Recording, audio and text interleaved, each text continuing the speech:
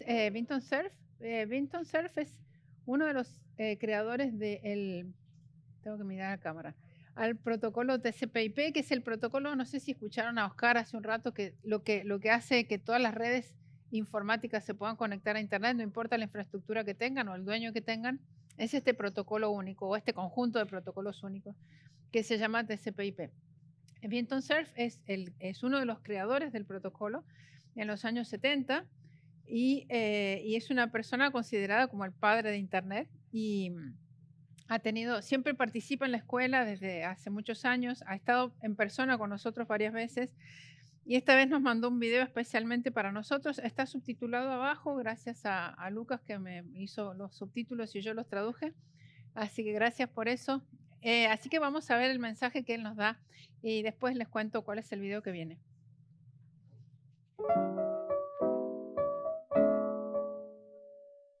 Hello, my name is Vince Cerf. I'm Vice President and Chief Internet Evangelist at Google. And I appreciate this opportunity to greet you at the South School for Internet Governance. Thank you to Olga Cavalli for this invitation. I want to start today's discussion with two topics. One is accountability and the other one is agency. These are two really important words, I think, in this 21st century internet. With regard to accountability, I think the key question here is how do we hold people, organizations, and even countries accountable for what they do on the internet? And why do we care about that? Well, some people do harmful things and they cause problems for others who may be in different jurisdictions across international boundaries. The only way that we're going to succeed in creating norms and enforcing norms in the global internet environment is to adopt a practice of accountability for behavior online and providing incentives to guide those behaviors. So what that implies is that absolute and strict anonymity may not be possible, in fact, may not be desirable. What we seek, I think, is to be able to identify at need parties who are behaving in harmful ways. That may require international cooperation because of the victim and perpetrators being in different jurisdictions. Countries may need to come to agreement, for example, about what's criminal and what is not, and therefore assist each other at need in order to track down and hold accountable people whose behavior is harmful. Agency is another very important word in our vocabulary because we need to provide individuals, organizations, and even governments with the agency to defend themselves in the online environment. As much as we have seen the constructive benefit of a global internet where everyone has access to information, has the ability to communicate freely with each other, we also recognize that there are potential harmful behaviors and that this global system can sometimes amplify those undesirable behaviors. We see this in social networking as an example. And so we need to provide agency either by technical means or by legal agreements and by moral suasion to discipline bad behavior and to provide incentive for better and good behavior. We want the internet to become a safer place for people to work, to play, to carry out their online activities. And to do that, we need to empower individuals, organizations, and even countries to defend themselves. So let's talk a little bit about the things which are currently top of mind with regard to the global internet. The first one, of course, is that it's not accessible to everyone. The estimates now are about 60% of the world's population having direct access to the internet. And over time, I expect that percentage is going to go up, particularly now that physical infrastructure is becoming available, particularly by way of the low Earth orbiting satellite services, Starlink coming to mind, and others as well. That suggests to me that it may be impossible to avoid access to the internet in the future as more and more of these systems become available. Moreover, there is an increased implementation of subsea cables linking continents and islands together with the global internet. And that too will increase the percentage of the population that has direct access. I think we can also observe that even if you don't have direct access, the others who do have access may have an impact on the way in which your life unfolds day to day, because decisions that they make. Que las decisiones están hechas y que se implementan en Internet y que tienen un impacto indirecto en la vida diaria. Creo que deberíamos preocuparnos, sin embargo, en que este sistema global está diseñado en torno a la noción de conectividad global y se ve amenazado por diversos tipos de fragmentación. Con mis colegas ya hablamos sobre, en el Foro de Gobernanza de Internet en el 2013, en donde esbozamos una variedad de formas en que Internet puede fragmentarse. También es importante tener en cuenta que Internet es una arquitectura y que la fragmentación se da en diferentes niveles en el sistema. Entonces, la capacidad de inhibir la fragmentación o de recuperarse de la misma, hay diferentes remedios que pueden depender de la capa en que se produce la fragmentación. Entonces, como un ejemplo importante, por ejemplo, es cuando se cierra Internet, es posible hacer eso y los sistemas de comunicación subyacentes no funcionan más porque se han apagado las radios o la fibra óptica. Y algunos países lo hacen a propósito, por ejemplo, durante las elecciones, por una preocupación de que los servicios en línea puedan distorsionar el resultado de las elecciones. También esperamos que con el tiempo podamos buscar formas de poder disciplinar este tipo de conductas para que Internet sea una fuente de información útil, por ejemplo, durante una elección, a dónde tengo que ir a votar, cómo lo voy a hacer y quiénes están compitiendo y diferentes informaciones que necesitamos cuando cuando el momento de emitir el voto. Lo segundo que puede pasar, por supuesto, es que algunos proveedores, incluso ya sea por su cuenta o por una orden del gobierno, pueden filtrar el tráfico y no permitir el tráfico para poder llegar a ciertas direcciones IP o tal vez bloquear nombres de dominio y no permitir que se lleve a cabo esta acción. Hay varias defensas, una de ellas es encriptar la búsqueda de DNS. Hablando de cifrados, algo que puedo decir es que cada vez más a nivel mundial en la web, más usuarios de Internet y proveedores de servicios están insistiendo en utilizar HTTPS, que es una versión segura del protocolo de transporte de hipertexto, que básicamente encripta el tráfico entre las computadoras de los usuarios, portátiles o de escritorios o un iPad, y el servidor que está en algún lugar de la nube. Este tipo de cifrados para la confidencialidad es muy común. Y hay una tensión porque la gente de agencias de aplicación de la ley va a decir que el cifrado tiene cierta responsabilidad y obviamente hay que trabajar con las políticas que permitan poder romper esa confidencialidad cuando es necesario. Otra cosa que puede pasar es que se filtra contenido, eso se puede hacer a pedido. Algunos países dicen que los proveedores de información filtran el contenido que genera un usuario, por ejemplo, para no sé, quitar contenido que sea inaceptable.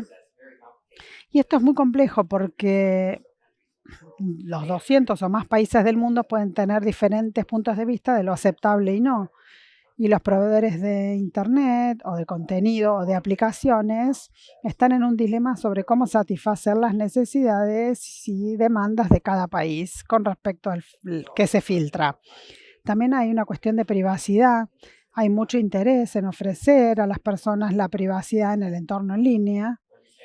Esto es entendible. Por otro lado, la privacidad absoluta puede dar lugar a que esa conducta no sea responsable porque no se puede identificar a la persona.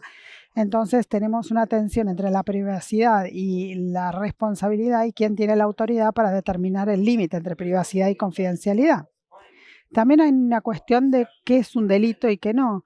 Hay muchísimos debates en distintos foros sobre cómo identificar algo que podríamos considerar que es una conducta delictiva, intencional. También hay una cuestión de reciprocidad. Si se le pide a otro país ayuda para rastrear y hacer responsable a alguien que se conducta, según su opinión, de forma delictiva, entonces también hay que ponerse de acuerdo en qué es lo delictivo para que ambos países puedan aplicarlo y valga la pena la cooperación. También hay una cuestión sobre la evidencia digital y qué mecanismos se usan para obtener esas evidencias y hacer que sea creíble en un tribunal, ya sea con firmas digitales o diferentes elementos, para que podamos ponernos de acuerdo con una base global o al menos multilateral para que cuando se ofrecen pruebas sean aceptadas en el sistema jurídico de otro país.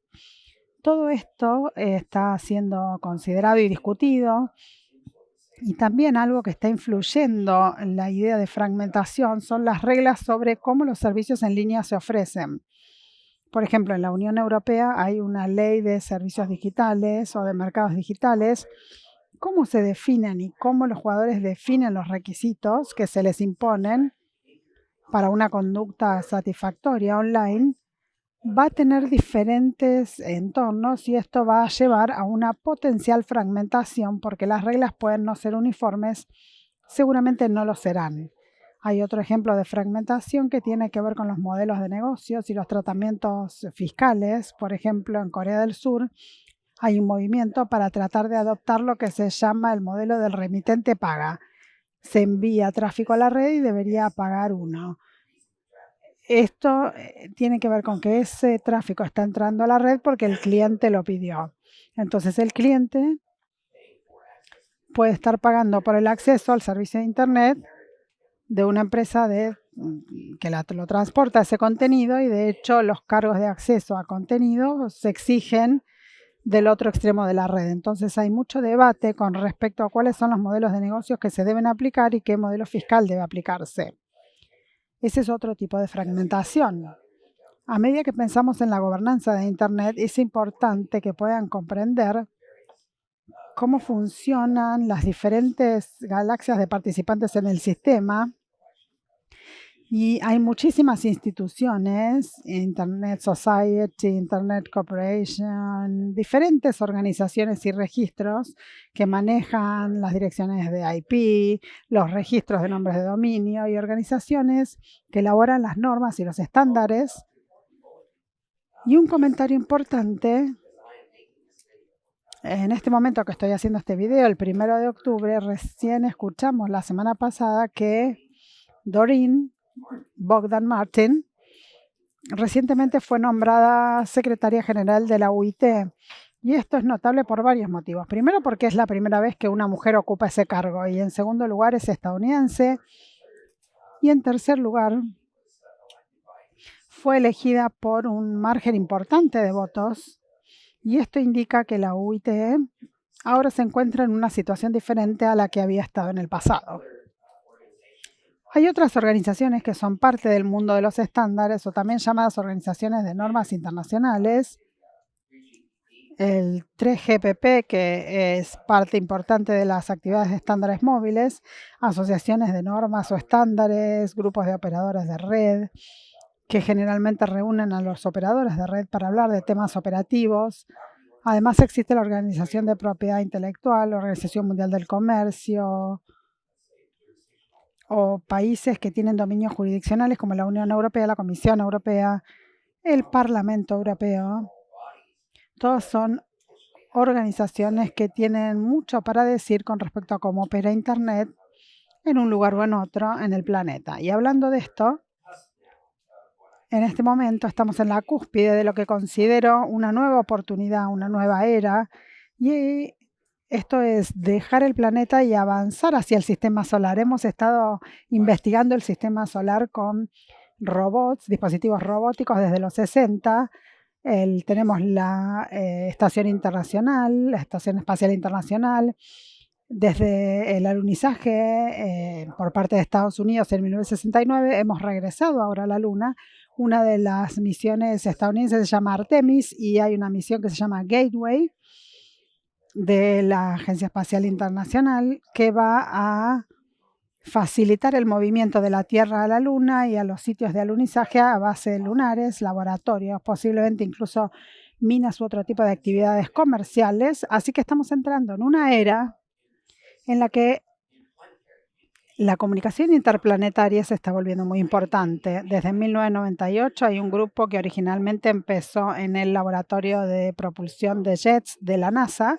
Ha crecido incluso para incorporar laboratorios de la NASA y otras agencias espaciales como la europea, la japonesa, la coreana, que están colaborando en el desarrollo de un sistema de red interplanetario utilizando lo que se llama protocolos de demora e interrupción, uno de los cuales ha evolucionado desde el 98, se llama Bundle Protocol. Tiene una variedad de características diseñadas para enfrentar retrasos e interrupciones que se experimentan en el espacio, en parte por el movimiento planetario, el movimiento orbital o simplemente porque hay movilidad en la superficie que interrumpe el acceso por radio, por ejemplo, porque hay cráteres o montañas.